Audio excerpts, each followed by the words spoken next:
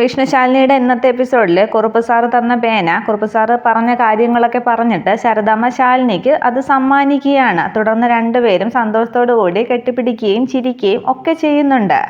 തുടർന്ന് കാണിക്കുന്നത് പ്രീതിയുടെ റൂമിലിരുന്ന് അർജുനും പ്രീതിയും തമ്മിൽ സംസാരിക്കുകയാണ്. ഈ റൂമിലായിരുന്നു നമ്മുടെ തുടക്കം, നിനക്ക് ഓർമ്മയുണ്ടോ എന്നൊക്കെ അർജുൻ ചോദിക്കുന്നുണ്ട്. അങ്ങനെയൊന്നും മറക്കാൻ പറ്റില്ലല്ലോ എന്നൊക്കെ പ്രീതി പറയുകയാണ്. അന്നേരം സീമന്തം വരെ കാര്യങ്ങളെത്തി, ഇതൊക്കെ നടക്കുമോ എന്ന് നീ കരുതിയിരുന്നോ എന്നും അർജുൻ ചോദിക്കുകയാണ്. ഇല്ല, എല്ലാത്തിനും നന്ദി പറയേണ്ടത് ശാലിനിയോടാണെന്ന് പ്രീതി പറയുകയാണ്. തുടർന്ന് ശാലിനിയോട് മാത്രമല്ല ഒരാൾക്കും കൂടി നന്ദി പറയണമെന്ന് പ്രീതിയുടെ വയറിൽ പിടിച്ച് അർജുൻ പറയുന്നുണ്ട്. തുടർന്ന് അർജുൻ ചോദിക്കുകയാണ്, ഞാനിപ്പോൾ എന്തെങ്കിലും പറഞ്ഞാൽ ഇവൻ കേൾക്കുമോ എന്ന്. അന്നേരം കേൾക്കുമെന്നൊക്കെയാണ് ഡോക്ടർമാർ പറയുന്നത്. കുഞ്ഞിൻ്റെ ബുദ്ധിവികാസത്തിനും വളർച്ചയ്ക്കും അത് ഉപകാരപ്പെടും എന്നൊക്കെയാണ്. അങ്ങനെയുള്ള സംസാരങ്ങളൊക്കെ അവരിന്ന് കുറേ നേരം സംസാരിക്കുകയാണ്. കുഞ്ഞിൻ്റെ അനക്കമൊക്കെ നിനക്ക് അറിയാൻ പറ്റുന്നുണ്ടോ എന്ന് അർജുൻ തിരക്കുന്നുണ്ട്. അന്നേരം ചെറുതായിട്ടൊക്കെ അറിയാൻ പറ്റും, നല്ല രീതിയിലൊക്കെ അറിയണമെങ്കിൽ 8-ാം മാസം ആകണമെന്നാണ് പറയുന്നത് എന്നൊക്കെ സന്തോഷത്തോടു കൂടി പ്രീതിയിൽ സംസാരിക്കുകയാണ്. അന്നേരം പ്രീതിയുടെ വയറ് 2 കൈകൊണ്ടും പിടിച്ചിട്ട് എൻ്റെ മോൻ എന്ന് പറയുകയാണ് അർജുൻ. തുടർന്ന് അർജുൻ പ്രീതിയുടെ വയറിലേക്ക് മുത്തം കൊടുത്തിട്ട് അങ്ങ് എഴുന്നേൽക്കുകയാണ്. അന്നേരം എന്താന്ന് പ്രീതി ചോദിക്കുന്നുണ്ട്. അന്നേരം ഇനി അമ്മയ്ക്ക് എന്ന് പറഞ്ഞിട്ട് പ്രീതിയുടെ നെറ്റിയിലേക്ക് മുത്തം കൊടുക്കാനായിട്ട് അർജുൻ തുടങ്ങുമ്പോഴേക്കും പ്രീതി എന്നും പറഞ്ഞ് ഓടി വന്നങ്ങ് വാതിൽ തുറക്കുകയാണ് വിഷ്ണു. അന്നേരം വിഷ്ണുവും ചമ്മുകയാണ്. പ്രീതിയും അർജുനും ഒരുപോലെ ആകെ ഇല്ലാതാകുന്നുണ്ട്. ആകെ നാണിച്ചങ്ങ് വാതിൽക്കൽ നിൽക്കുകയാണ് വിഷ്ണു. പ്രീതി തലകുനിച്ച് നിൽക്കുമ്പോൾ അർജുൻ വിഷ്ണുവിനോട് പുറത്തേക്ക് പോകാനായിട്ട് കണ്ണുകൊണ്ട് ആംഗ്യം കാണിക്കുന്നുണ്ട്. അന്നേരം അത് തലകുലിക്ക് സമ്മതിച്ച് പെട്ടെന്ന് പുറത്തേക്ക് ഇറങ്ങി വാതിലങ്ങ് പിടിച്ചടക്കിയാണ് വിഷ്ണു. അന്നേരം ഷേ എന്നും പറഞ്ഞ് ആകെ നാണം കെട്ടു എന്നും പറഞ്ഞ് വിഷ്ണു ഒരു വിധത്തിൽ വാതിൽക്കൽ നിൽക്കുന്നുണ്ട്. വിഷ്ണു വാതിൽക്കൽ തന്നെ നിന്ന് വാപൊത്തിയങ്ങ് ചിരിക്കുകയും കണ്ണടച്ച് കാണിക്കുകയും ഒക്കെ ചെയ്യുകയാണ്. ഈ സമയത്താണ് താഴെ നിന്ന് ശാലിനി മുകളിലേക്ക് കയറി വരുന്നത്. വിഷ്ണുവിൻ്റെ വെപ്രാളവും പരിവേശവും ഒക്കെ കണ്ടിട്ട് എന്താണെന്ന് ശാലിനി തിരക്കുന്നുണ്ട്. അന്നേരം ഒന്നുമില്ല എന്നും പറഞ്ഞ് വിഷ്ണു പോകാൻ തുടങ്ങുകയാണ്. അന്നേരം വിഷ്ണുവിനെ വീണ്ടും പിടിച്ചു നിർത്തിയിട്ട് എന്താ കാര്യമെന്ന് പറഞ്ഞിട്ട് പോയാൽ മതി എന്ന് ശാലിനി പറയുന്നുണ്ട്. അന്നേരം ഇവരുടെ സംസാരമൊക്കെ താഴെ വീൽചെയറിലിരുന്ന് രാഘവൻ നായർ ശ്രദ്ധിക്കുന്നുണ്ട്. എന്താ കള്ളച്ചിരി, എന്താ സംഭവമെന്ന് ശാലിനി വീണ്ടും വിഷ്ണുവിനെ പിടിച്ചു നിർത്തി ചോദിക്കുകയാണ്. അന്നേരം അടുത്തേക്ക് വരാനായിട്ട് വിഷ്ണു വിളിക്കുന്നുണ്ട്. അന്നേരം ശാലിനി തലയും കൊണ്ട് വിഷ്ണുവിൻ്റെ അടുത്തേക്ക് വരികയാണ്. പെട്ടെന്ന് വിഷ്ണു ആണെങ്കിൽ ശാലിനിയുടെ നെറ്റിയിലേക്ക് ഒരു മുത്തം കൊടുക്കുന്നുണ്ട്. അന്നേരം ഇത് രാഘവൻ നായർ താഴെ നിന്ന് കാണുന്നുണ്ട്. അന്നേരം ഇതാണ് സംഭവമെന്ന് വിഷ്ണു പറയുകയാണ്. തുടർന്ന് ആകെ അന്തം വിട്ടുപോയ ശാലിനി താഴേക്ക് നോക്കുമ്പോൾ രാഘവൻ നായർ കണ്ടു എന്ന് കാണുന്നുണ്ട്. അന്നേരം ആകെ ഇനി എന്ത് ചെയ്യുമെന്നും പറഞ്ഞ് വിഷ്ണുവിൻ്റെ പിറകിലോട്ട് മാറുകയാണ് ശാലിനി. അന്നേരമാണ് വിഷ്ണുവും രാഘവൻ നായരെ കാണുന്നത്. ഇനി എന്ത് ചെയ്യുമെന്ന് ശാലിനി ചോദിക്കുകയാണ്. അന്നേരം അച്ഛൻ എന്ന് പറഞ്ഞ് താഴെ നോക്കിയിട്ട് അച്ഛന്ന് മുന്നോട്ട് നോക്കി വിഷ്ണു വിളിക്കുന്നുണ്ട്. അല്ല പിള്ളച്ചേട്ട, ഇനി എന്താ ചെയ്യുക എന്നും പറഞ്ഞ് വിഷ്ണു രാഘവൻ നായർക്ക് മുഖം കൊടുക്കാതെ മുകളിലേക്ക് തന്നെ ബാൽക്കണിയിലേക്ക് നടന്ന് നീങ്ങുന്നുണ്ട്. അന്നേരം ഇതൊക്കെ കണ്ടിട്ട് ആകെ ചിരിക്കുകയാണ് രാഘവൻ നായർ. തുടർന്ന് ശാലിനിയും താഴേക്ക് നോക്കുമ്പോൾ രാഘവൻ നായർ ചിരിച്ചുകൊണ്ടിരിക്കുന്നത് തന്നെ കാണുകയാണ്. ശാലിനിയും രാഘവൻ നായർ ശ്രദ്ധിക്കാതെ മുകളിലേക്ക് തന്നെ കയറി പോകുന്നുണ്ട്. ഈ സമയത്താണ് സത്യഭാമ രാഘവൻ നായരുടെ അടുത്തേക്ക് വരുന്നത്. അന്നേരം രാഘവൻ നായർ മുകളിലേക്ക് നോക്കിയിരിക്കുന്നത് കണ്ട് തല ചരിച്ചിട്ട് സത്യഭാമയെ മുകളിലേക്ക് നോക്കുന്നുണ്ട്. എന്താ രാഘവേട്ട, എന്താ സംഭവം എന്നും പറഞ്ഞിട്ട്. അന്നേരം അതൊക്കെ ഉണ്ട്, നീ ഇങ്ങോട്ട് കുനിഞ്ഞെന്ന് സത്യഭാമയോട് രാഘവൻ നായർ പറയുകയാണ്. അന്നേരം സത്യഭാമ കുനിഞ്ഞു നിൽക്കുമ്പോൾ സത്യഭാമയുടെ കൈ പിടിച്ച് രാഘവൻ നായർ മുത്തം കൊടുക്കുന്നുണ്ട്. ഇതാണ് സംഭവം, ഇത്രേ ഉള്ളൂ എന്ന് രാഘവൻ നായർ പറയുന്നുണ്ട്.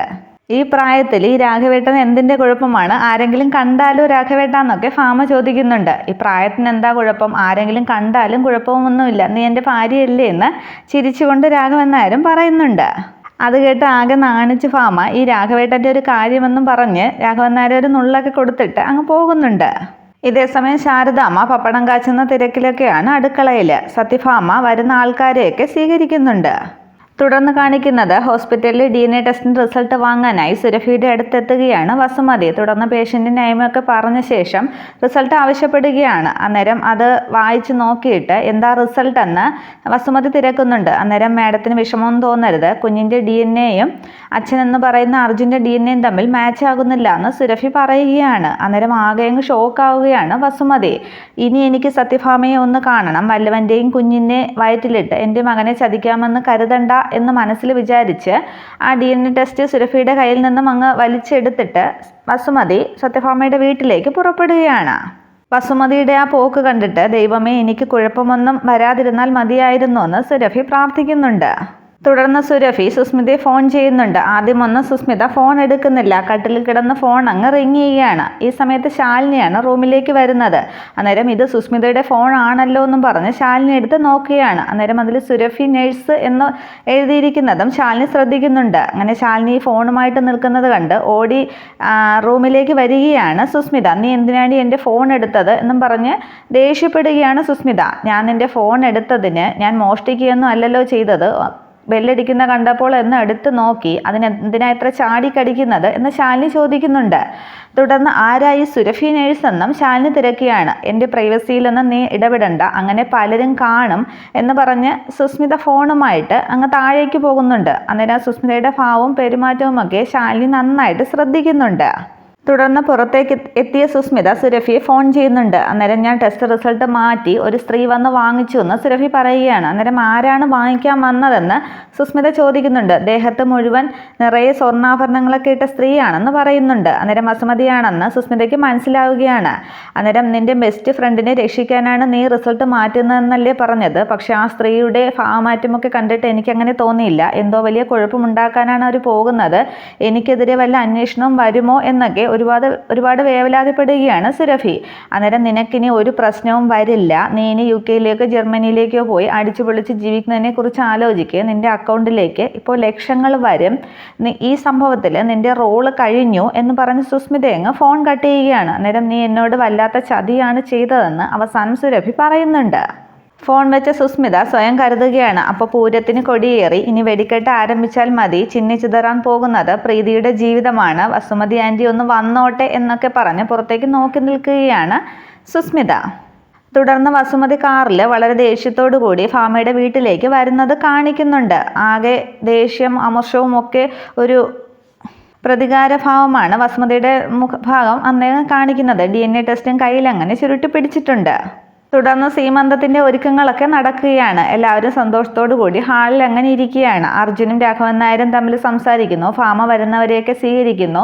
ഇതിനിടയ്ക്ക് വിഷ്ണു വന്ന് ഭാമയോട് ചോദിക്കുന്നുണ്ട്, പ്രീതിയുടെ ഒരുക്കം ഇതുവരെ കഴിഞ്ഞില്ലേ എന്ന്. അന്നേരം അവൾ ഇപ്പോൾ വരുമടാന്ന് സത്യഭാമ പറയുന്നുണ്ട്. അതേസമയം ശാലിനിയും ശ്യാമയും കൂടി പ്രീതിയെ നന്നായിട്ട് അണിയിച്ചൊരുക്കി താഴേക്ക് കൊണ്ടുവരികയാണ്. അന്നേരം പ്രീതിയെ വന്ന് കൈയൊക്കെ പിടിച്ച് മുഖമൊക്കെ തടവി നോക്കുന്നുണ്ട് സത്യഭാമ അടുത്തേക്ക് വരുമ്പോൾ. എന്നിട്ട് വാടി വന്നിരിക്കടി എന്നും പറഞ്ഞ് വിഷ്ണുവും സത്യഭാമയും ചേർന്ന് പീഠത്തിലേക്ക് ഇരുത്തുകയാണ് പ്രീതിയെ. അല്ല, അളിയനും കൂടി അടുത്ത് നിൽക്കുമെന്നും പറഞ്ഞ് പ്രീതിയുടെ പിറകിലേക്ക് പിടിച്ചു നിർത്തുകയാണ് അർജുനെ വിഷ്ണു. എല്ലാവരും അങ്ങനെ കൃഷ്ണന്റെ മുമ്പിൽ അങ്ങനെ തൊഴുതെന്ന് പ്രാർത്ഥിക്കുമ്പോൾ ആളുകളുടെ ഇടയിലേക്ക് വന്ന് നിൽക്കുന്നുണ്ട് സുസ്മിതയും. എല്ലാവരും അങ്ങനെ തൊഴുതു നിൽക്കുമ്പോഴും വിഷ്ണു തൊഴുതുകൊണ്ട് ഇടം കണ്ടിട്ട് ശാലിനിയെ നോക്കുന്നുണ്ട്. ശാലിനിയും വിഷ്ണുവിനെ തന്നെ നോക്കുകയാണ്.